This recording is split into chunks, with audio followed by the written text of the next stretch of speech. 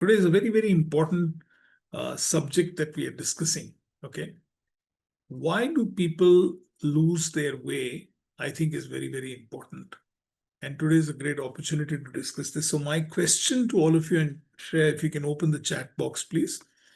Why do teams turn toxic? Okay. All of us have worked in different kinds of teams. And for some strange reason, teams turn extremely toxic.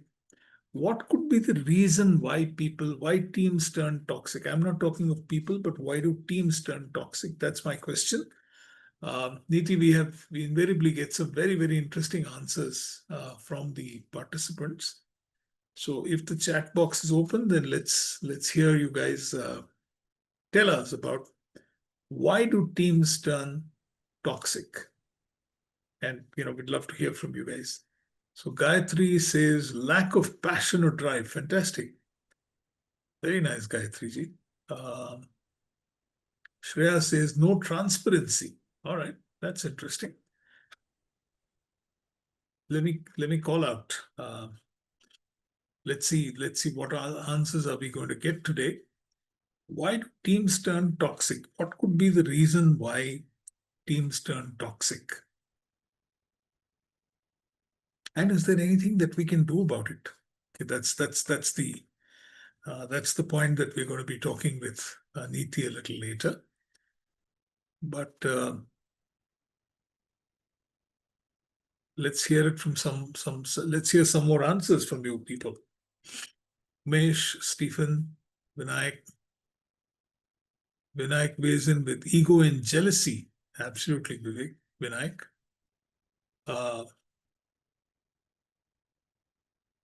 Very interesting answer. If I can get Dheeraj or Narendra Singh or Ajish. Dheeraj says lack of clear rules and expectations. Fantastic.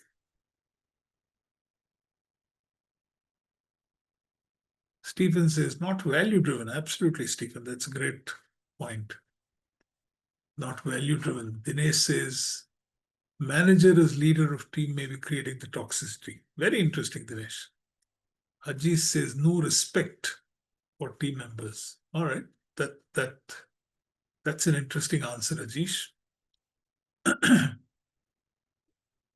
Anybody else weighing in with an answer? We'll give another 30 seconds and then close the chat box. But I think they're very, very interesting. Ego, jealousy, lack of clear roles, no transparency, lack of passion or drive, no respect, lack of clarity on goals. Okay. Anything else? Great.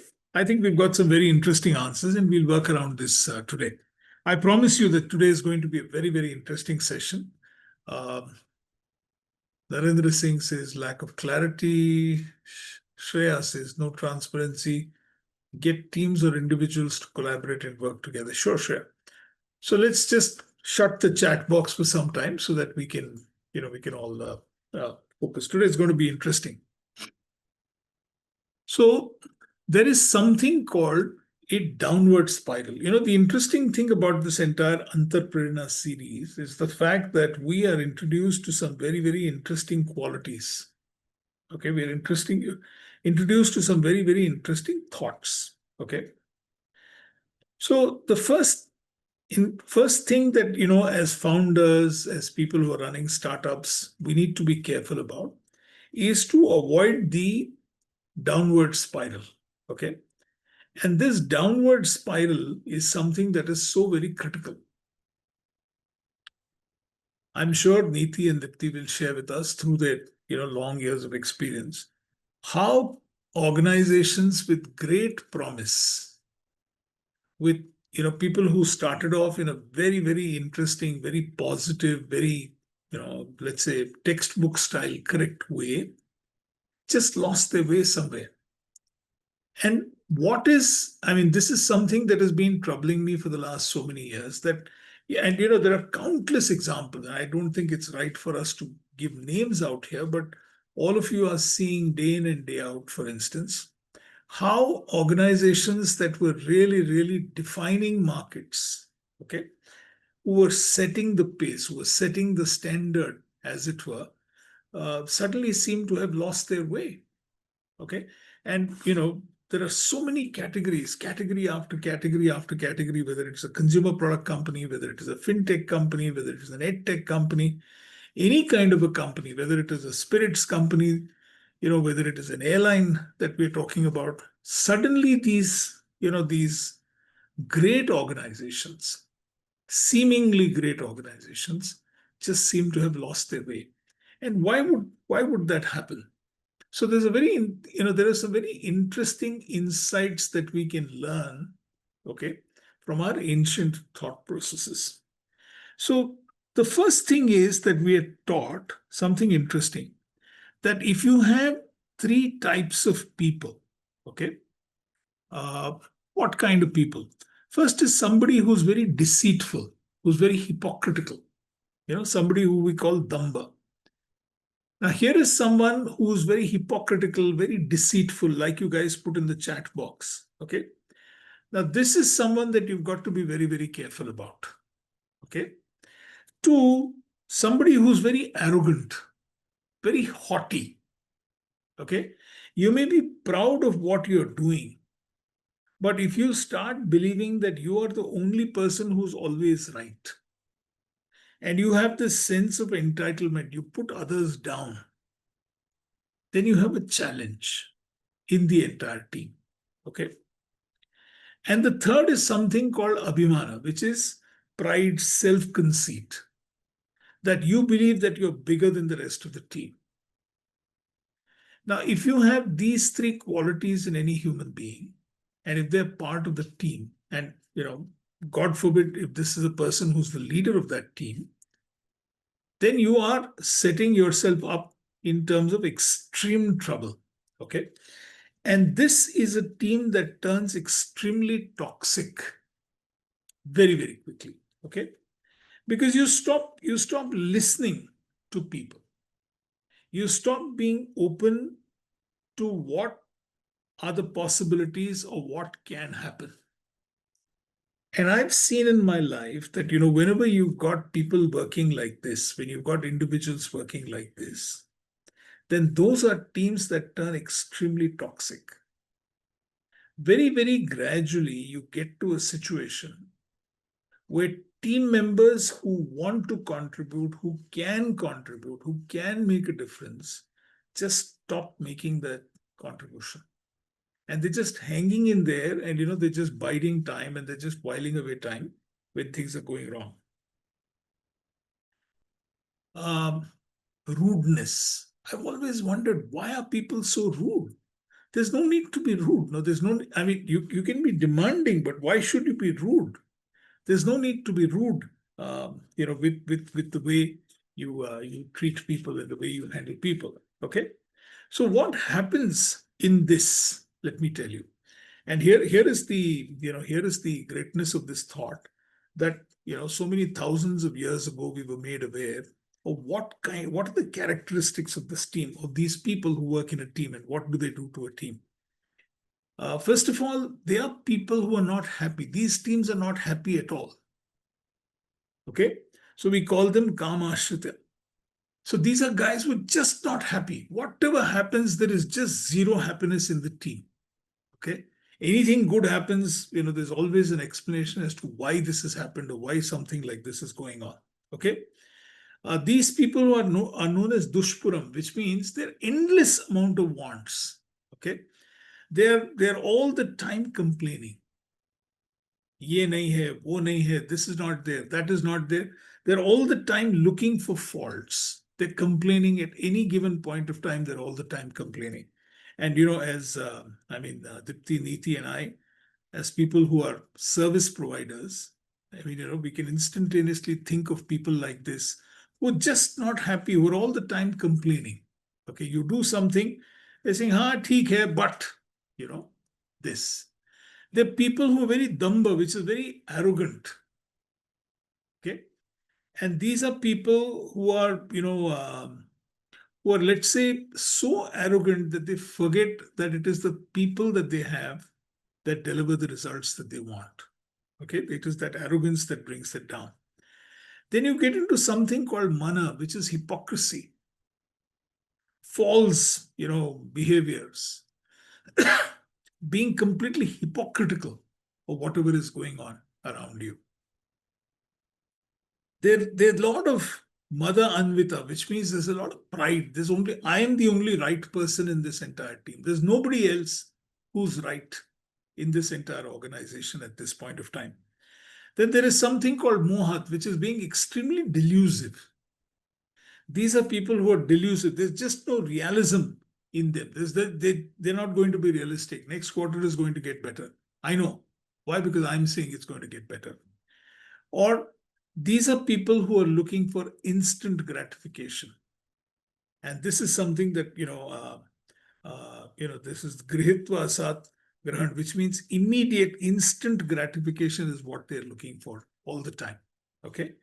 And finally, they are mediocre. There's a lot of mediocrity, asuchi, okay, vrata, which is they're just too mediocre. The whole team turns into a mediocre bench. So, what could be the reason why a startup can hurtle into this downward spiral? Is what we're going to be examining today. And we've chosen a very interesting shloka for you. And I'm going to request Dipti to share with us that particular shloka. And then we're going to examine that shloka in greater detail and then bring Niti in from her extensive practice. I mean, both Dipti and Niti have spent a number of years as to why is it that a entrepreneur who starts out absolutely right just goes and gets lost. Because we need to understand that we've been exploring dharma and artha, and today we're looking at kama. Kama is good. Like last week, we said you can't have nishkama karma. It is an oxymoron. Without kama, without desire, you can't have any creation of wealth. But then at what point of time is that thin line going to get breached from a desire that wants to create wealth in the right way and from a karma that goes completely uncontrolled and, makes you go awry, makes you go all over the country, all over the place. So we're going to explore this because this is, I think, something very important for all of us to understand as to at what point of time, this entire desire goes into a tailspin and puts you onto a downward spiral. So we've chosen a very interesting shloka, and I'm going to request Dipti to help us with understanding this particular shloka and figuring out how we can use this shloka to understand what we need to be doing. So this is chapter 16, verse 21. Yes, Dipti. त्रिविधं नरकस्येदं द्वारं नाशनमात्मनः कामक्रोध तथा लोभ तस्मात् एतत्त्रयं त्यजेत्. Kam, Krodh. These are the three gates leading to the hell of destruction for the soul: lust, anger, and greed. Therefore, one should abandon all three. Kam, as in this shloka mentions, as Ram said very rightly, that we need desire, right? Without desire, there is no action. In fact, I believe that desire is the factor that motivates you into action because you want to achieve whatever you desire. So there, it is a motivator. But from this shloka, what we need to look at it is that it is the irrational desire that can create a problem. Okay. And especially whenever we have a desire, we need to look at what is the intention behind this desire. And therefore, we come back to what we already started in the earlier sessions, is why we are doing what we are doing. Yeah. So this is the fact that we need to remember when we look at this shloka from a calm perspective, that kama, desire, is good. Per se, it is not good. Only when it becomes an unethical that it creates a problem. So if the desire is unethical, then it definitely leads to vinasha. So what do we do as entrepreneurs? I find that these three lust, which is the desire, anger, and greed, which are the three, you can say, vices that uh, brings a downfall, because there are several ones: kama, krodha, moha, lobha, mat, machari, right? Of these three, because the calm is the one which it starts with calm, the desire. So when that is happens, as entrepreneurs, what we need to do is what I'm going to look at, and which I believe works. You know, if it is calm and if the intention is unethical, then we need to do self-reflection, introspection on what we are doing, yeah, and why we are doing. So it's kind of a remedy that you can look at it as. When we are in anger, especially when there is a calm, that is desire. Desire leads to greed, which is accumulation of wealth. And when that there are obstacles when we are trying to achieve, obviously there are going to be problems, there are going to be obstacles, which may lead to frustration and anger. Now, so to deal with the anger, one needs to practice acceptance and empathy. And the greed, how do we look at that? Is, I believe that greed can be addressed by sharing of wealth, by practicing win-win principle. Yeah. In fact, even if a startup, which need not be a big with lots of employees, maybe just 2 or 3 people, also we need to have a CSR activity. I do remember that in my organization, we believe that everything is not egocentric, because it is from that where all these greed, moh, mats, everything comes from that. And if that is so, then how do we move from I to we? And that is what we also help organizations to move from I to we. And I don't want to give you an example of the organization that would have gone spiraling down, but what I would like to hear share is, um, in a few organizations, what we have tried is that the team, especially the team that was going through the program, the mid-level managers, we motivated them to do a CSR activity and do a workshop with the underprivileged children on confidence building. Now, here we were trying to motivate them and help them in their work area, building their confidence. We in turn trained them to help the children to build confidence, which worked win-win, because in the process, not only they were building their own confidence, but they were also helping the children of the underprivileged children to build their confidence. So it worked wonderfully in this. So sharing of wealth, when we are talking of coming out of greed, sharing of wealth, and when I say wealth, it does not just mean money. Whatever is your wealth, it could be time, it could be talent, it could be knowledge, because these days I find that people, even at the top level, are not willing to share knowledge because they feel that they would become redundant. So knowledge sharing itself is a big problem within the company. So if you can do that, that can go a long way in addressing these issues. Yes, over to you, Ram. Wonderful. So there's a beautiful, you know, uh, point here that we're talking about. That these six, I mean, we're talking of three here, but there are actually about six gateways to hell, as we call them: Kama, Krodha, Moha, Mada, Matsarya. Kama, Krodha, Lobha, Moha, Mada, Matsarya. Okay. The whole point about this is very interesting. So, where is this downward spiral coming from, and what is the thought there? The point is that when we are obsessed with the results that may happen later, okay, it leads to some kind of an attachment. Okay. It says dhyana vishayan sangaha, which means you get into a situation where you get completely attached to a future result. And it is that overthinking on that, that we're going to be $1 billion company or whatever it is that you guys want to become. That leads to a certain attachment. And that, if you overthink on that future result, that will happen. I mean, all of us who are working hard, and why not? I mean, everybody wants to be $1 billion company. Why nothing wrong with that. And we should aspire to be $1 billion company. Okay. But when you overthink of when I get to becoming a $1 billion company valuation, that leads to a certain amount of attachment to what? Not to the fact that I'm going to be a $1 billion company. We recently saw a very, very interesting market leader, for instance, moving from a situation of being a category defining company just because of this valuation game going completely awry.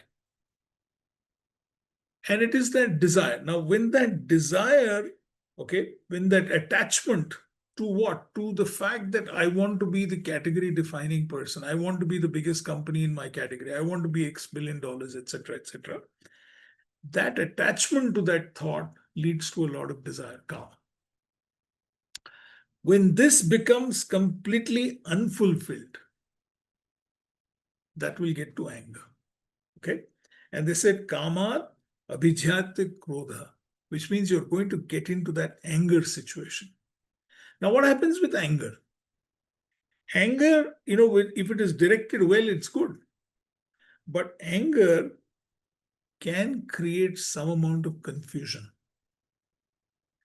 Because what anger does is that it creates ignorance, it creates confusion. You stop listening to the rest of the world because you're so angry because something is not happening. And you open yourself up to taking inputs from a whole host of people. And when you get into that state of confusion, guess what happens? You lose the power of discrimination. And when you lose that power of discrimination, he says, Sammohat Smriti Vibranti. When you lose that power of discrimination, guess what happens? Your buddhi gets into an asha. And when your buddhi goes for a 6, when your intellect goes for a 6, when your ability to discriminate, your ability to decide goes for a 6, guess what happens? Everything but everything is lost. So this is the downward spiral that we've been taught about. When teams are getting to be toxic,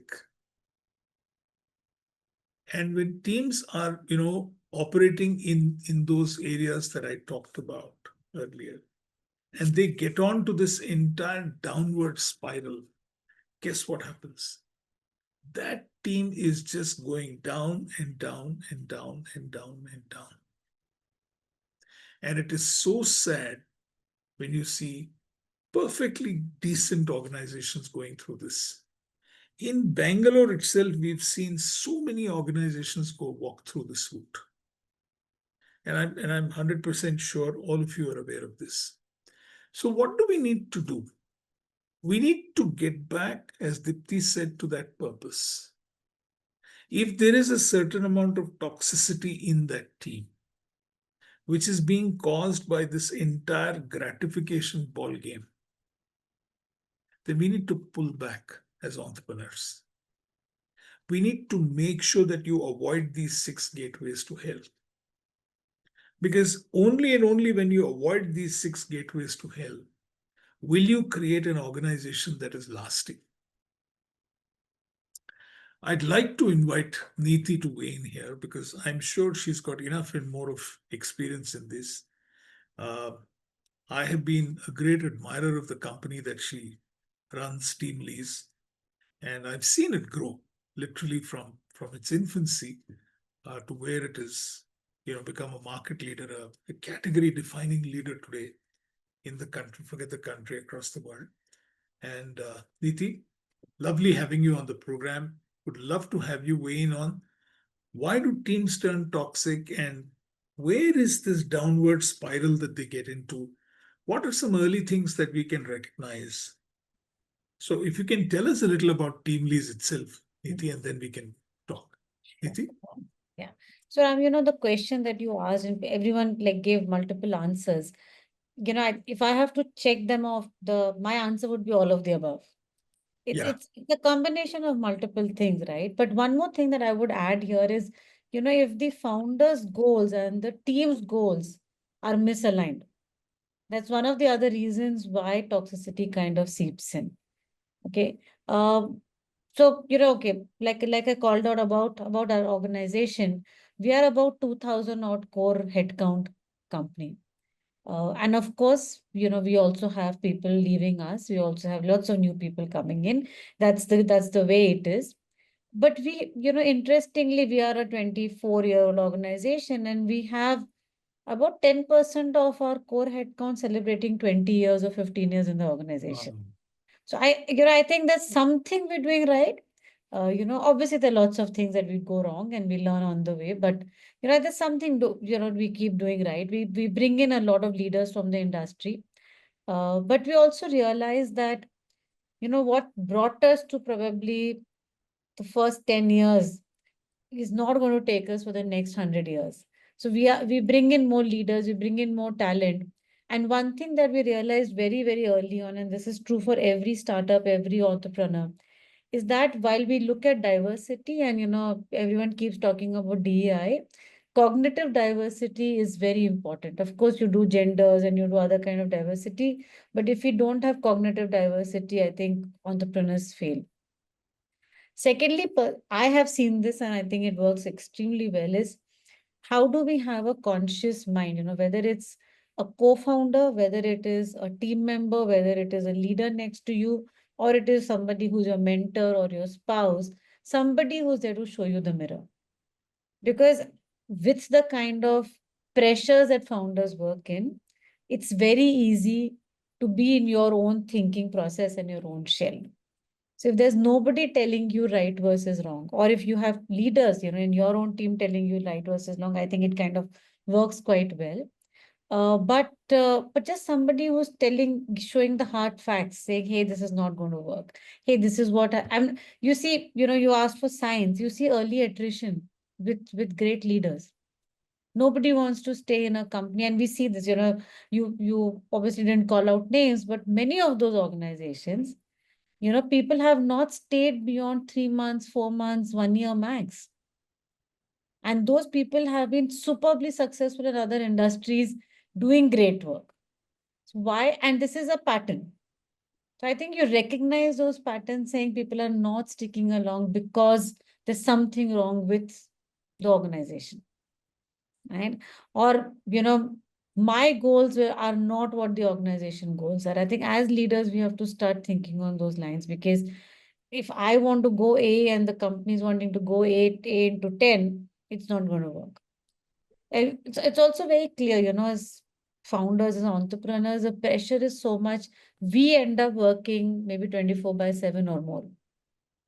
But then the expectation that everybody else starts working for that long is unfair. People do work those hours because it's interesting. They're doing great job. They're doing research. They're doing innovation. They're learning. Till then, it's all okay. But the moment the organization gets to a certain, run rate, then expecting every employee to work the additional hours is not going to happen. Yeah. So we've seen people say, hey, you know what, I'm burning. I don't think it's going to work for me. And it's not about the stage of life. I mean, today, if you bring in a youngster into workforce, they don't want to work even 9 hours a day. But they will achieve what probably we are achieving in 9 to 10 hours in 5 hours time frame, which is fine. As long as the outcome and the impact is there. I guess we all have to become become flexible. Right? So it's not about just putting the number of hours, it's about what value you're bringing to the table. And today's youngsters are actually just talking about impact and value. They're not going to talk about, hey, I'm going to sit in front of you for 12 hours, so get me a promotion. So I guess various things add up, what kind of people we are bringing in, where do they come from? What is their primary goal? What is the organization's goal? Like I called out initially, for us, it was about putting India to work. So if I have to give employment opportunities, I have to do a lot of counseling, hand-holding, what do I call, rejecting a lot more candidates than hiring. So, if I'm rejecting, why am I rejecting? Where do they go? What happens next? I think there are so many questions that come to us. But in a way, that's a company problem and not an individual employee problem, I would call it. So I don't want to leave everything onto the employee. I want to call it as part of my game plan, as part of my strategy. And then each person in the value chain kind of does what he or she is expected to do. keeping it together, communicating what we want to do, and which is why for us that motto of putting India to work is universal. If nothing else, TeamLease will be known as a staffing company, one of the largest staffing companies, who kind of set the staffing industry in the country. Absolutely. And that's common, that's uniform for everyone who's working with us or has ever worked with us in the past. So there is something that kind of binds you together, and we've seen that work very well for us as a company. So I'll pause here and take it. Wonderful. But I have a question to you, Niti. When some of these organizations, you, as a staffing company, do you also get into some kind of a counseling of the leadership in terms of what should they be doing? I mean, some of these points that you mentioned are so true. I will not work beyond 9 hours. I mean, that's the way of life. I will not work on a weekend. These are. I mean, this is something that was. I mean, if we even thought about it, it was sacrilege, right? How can you even think of something like that? Correct. Yeah. Yeah. So what happens when, how do you work with some of the organizations that you consult with or you help with? Yeah, so what happens is when companies tell us saying, hey, you know what, I want 20 people with certain skill sets. These are the timings, this is the rates that I'm going to pay them. We work backwards with them saying, you want this segment of candidates. We will not be able to get you someone who's so typically today, if I'm hiring Ram, the first question candidates ask us is, what's the mode of working? Is it all 5 days in office? Is it all remote, or is it hybrid? The moment I say 5 days in office, there's a filter in their head and they kind of exit my database. So I think we have to go back to customers and say, you will not get great candidates if this is what you're stuck to. And why is that? That's because somebody else in the industry is giving them the flexibility. If all of us, and if I think if the same situation was before COVID, this question was not even on the table. Exactly. It was a given, but situations changed. The way of working has changed. The world of work has changed. So if that has changed, I think customers or employers also have to relook at their own policies. And it's not like they will not get candidates. They will, but I think the cycle time will be longer. They may have to pay higher, or they may have to probably downgrade their expectations a little bit. Because the best of the breeds, they come in with their own nuances and their own asks on the table. So we do go back saying, if you're hiring from, let's say, how do I call it? If you're hiring from a tier 2 city, your candidate expectations are very different. So we go back to employers and say, this is what you probably could do or should do. But if you're hiring from a Bangalore, when nobody wants to travel for 2 to 3 hours just to get to office, right? Then the way of hiring, the model of working is very, very different. The salaries they get are very different. And from what kind of organizations I'm hiring them. In Bangalore, if I have to just look at, where we are, all of us are, a lot of tech talent gets hired from startups. Because founders are doing great work on deep tech, innovation, research. Now, these employees are actually used to all flexibility as long as they get the outcome and impact for the startup. But if I have to hire them for a Fortune 500 company, there are boundaries that an employee has to work on. That becomes very difficult. So we have to counsel the employee as well as the employer, if I'm answering your question. Wonderful, wonderful. So, I just want to, I just want to tell our participants today one thing. So like this downward spiral, you can very easily arrest it and then figure how you can get onto an upward spiral. So how do you do that is something that I'd like to address. Okay.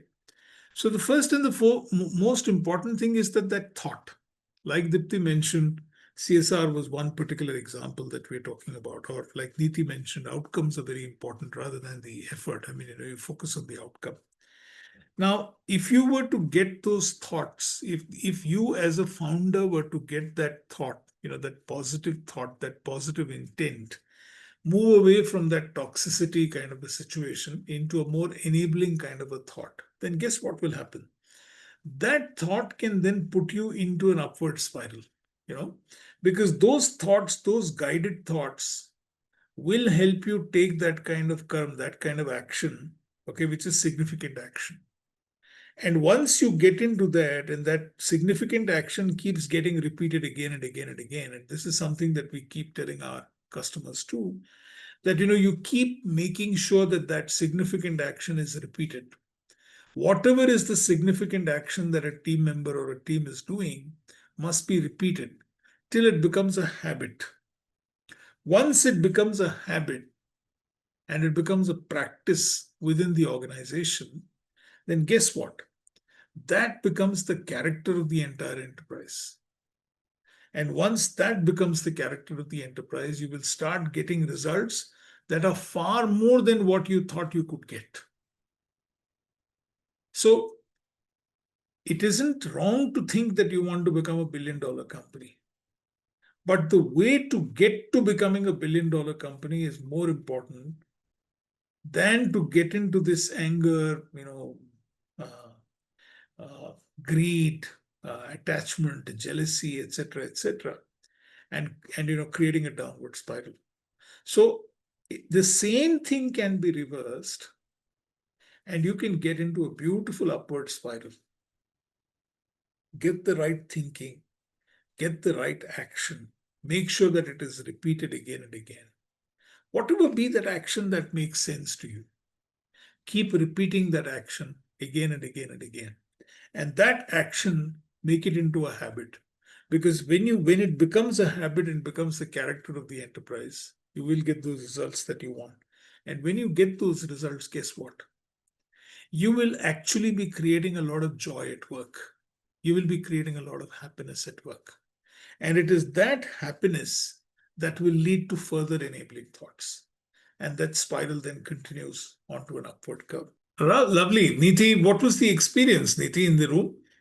So I guess great, because Dr. Gayatri was with me and we were just discussing their industry is very different, their challenges, smaller teams, but they work with such niche domain experts, and in even in a small team, the whole aspect of insecurity, jealousy kicking in, and you can't do cross-functional changes. You can't, take them from one role to the other role. So what do you do? I mean, of course, like we were discussing, over communication is never a bad thing. So the more we communicate, the better it is for everyone. And personally, I always follow three things as far as teams are concerned. Is I call it CET. It's communication, empowerment, and transparency. If we follow these three with the teams, I guess most of the times, I think it kind of sorts the problems that we land ourselves into.